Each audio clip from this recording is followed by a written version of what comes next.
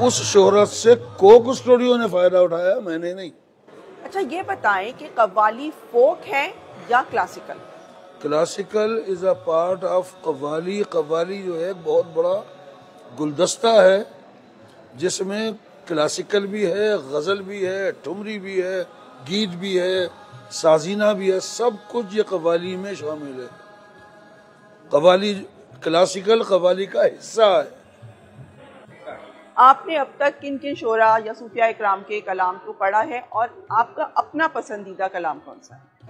بہرحال لوگ ہمارا جو کلام سنتے ہیں محبت سے سنتے ہیں تو مقصد ہمارا ہوتا ہے کہ ان تک اچھا میسج جائے، چاہے بابا بلے شاہ رحمۃ اللہ علیہ ہوں، خواجہ غلام فرید ہوں، امیر خسرو پہ لوگ کہتے ہیں کہ ہم لوگ اتھارٹی ہیں، تو عشق کی بات، محبت کی بات، پیار کی بات، اور بھائی صاحب کا کہنا ہے، میں بھی کسی حد تک متفق ہوں کہ عشق اور پیار کا کلام جتنا پنجابی اور سرائیکی میں جو لوگ آسانی سے سمجھ جاتے ہیں، مجھے نہ عربی میں وہ وسعت نظر آئی نہ فارسی میں نظر آئی، جو پنجابی کے چھوٹے سے جملے میں وہ کوزے میں دریا بند ہو جائے۔ مگر بہرحال حافظ حضرت جامی شیرازی، حافظ شیرازی، حضرت امیر خسرو، خواجہ معین الدین چشتی، خواجہ قطب الدین بختیار کاکی، بابا فرید رحمۃ اللہ علیہ، ان سب کا کلام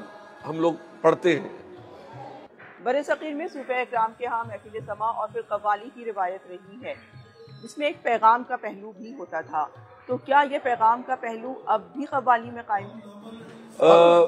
شروع سے لے کے آج تک بھی کچھ شاعری ہے اور کچھ الہامی کیفیات ہے اور کچھ واردات ہیں کہ جو اس وقت کہی گئیں اور آج تک وہ امر ہو گئی۔ حضرت امیر خسرو کے دسیوں بیسیوں سینکڑوں کلام ایسے ہیں کہ آج بھی پڑھا جاتا ہے تو اس میں وہی کیفیت ہوتی ہے۔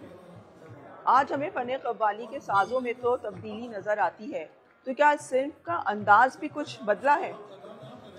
اگر قوالی کو قوالی کے پیٹرن سے ہٹا دیا جائے تو وہ قوالی نہیں ہے۔ اس کا پیٹرن کیا ہے؟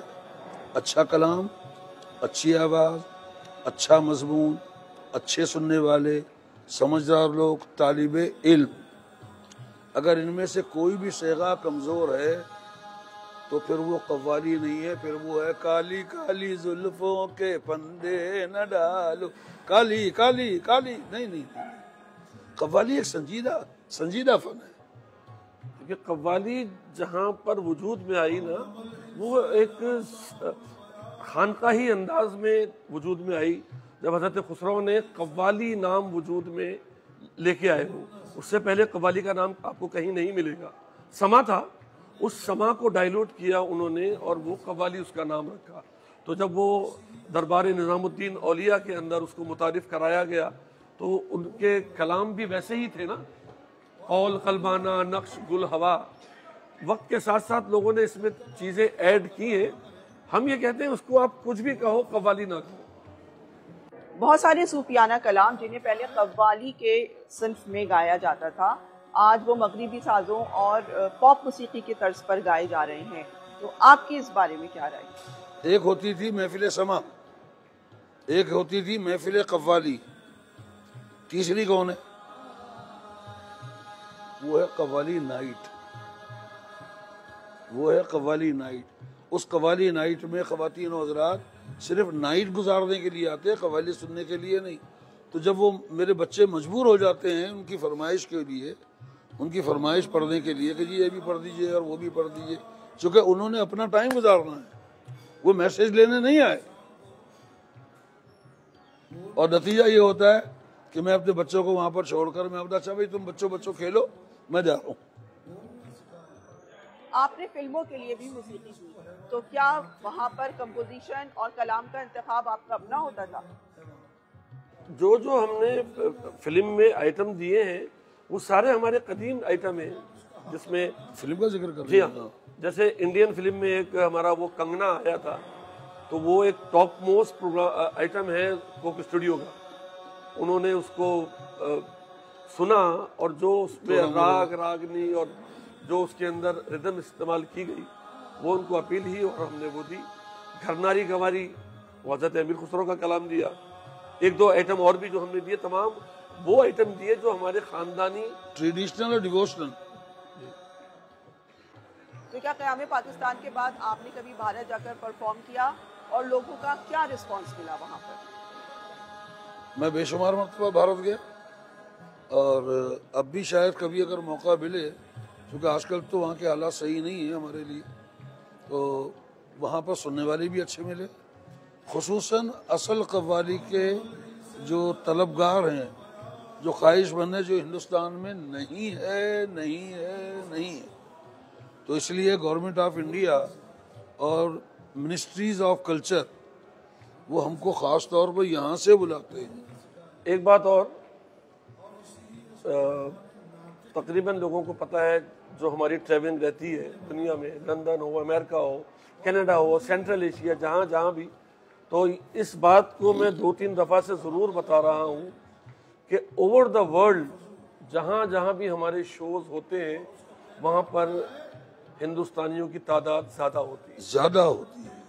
جو طلبگار ہیں ان کو اصل موسیقی کے, اصل قوالی. آج کل قوال گھرانے سے تعلق رکھنے والے نوجوان بھی فلمی اور پاپ موسیقی کی طرف جا رہے ہیں, تو آپ کیا کہیں گے اس کے بارے میں؟ فن کا کوئی گھرانہ نہیں ہوتا, علم کا کوئی گھرانہ نہیں ہوتا. جو لوگ اس غلط فہمی میں کہ پدرم سلطان بود, باپ دادا سے یہ چیز چلی آ رہی ہے, باپ دادا سے نسل چلتی ہے, فن نہیں چلتا. جن لوگوں نے فن کو چھوڑ دیا تو وہ اپنے باپ کی اولاد تو ہو سکتے ہیں, اس فن کے وارث نہیں ہو سکتے. علم کا وارث طالب علم ہے. اب چونکہ زمانہ تیزی سے آگے بڑھ رہا ہے تو آپ کے ہاتھ میں وہ فنگر ٹپ کے اوپر آپ کا وہ آ گیا ہے, استاد, وہ جو آتا ہے نا سب کا استاد, وہاں سے وہ چیز لیتے ہیں, بہت اچھا کرتے ہیں, بشرطے کہ وہ اس کو صحیح طرح استعمال کریں. میں نے ایک بچے کو سنا جو ہندوستان کا تھا, اس نے میری ایک بہت مشہور چیز, کیا ہے اس کو, آدم قرآن دادا تھا, بڑی مشہور اور بڑی ٹیڑھی قسم کی چیز تھی. اس بچے نے کم از کم 3 سال تک اس کو یاد کر کے, سمجھ کے, اور اس نے اس کو پڑھا, اور میں نے اس کو اپریشیٹ کیا. آپ کوک اسٹوڈیو میں متواتر پرفارم کرتے رہے ہیں, تو اس طرح کے پلیٹ فارم سے ہماری روایتی موسیقی کو کتنا فائدہ پہنچا؟ تو کوک اسٹوڈیو نے اچھا کام کیا, بہت سارے لوگوں کے ساتھ انہوں نے فیوز بھی کرنے کی کوشش کری اور لوگوں کو شہرت بھی دلائی.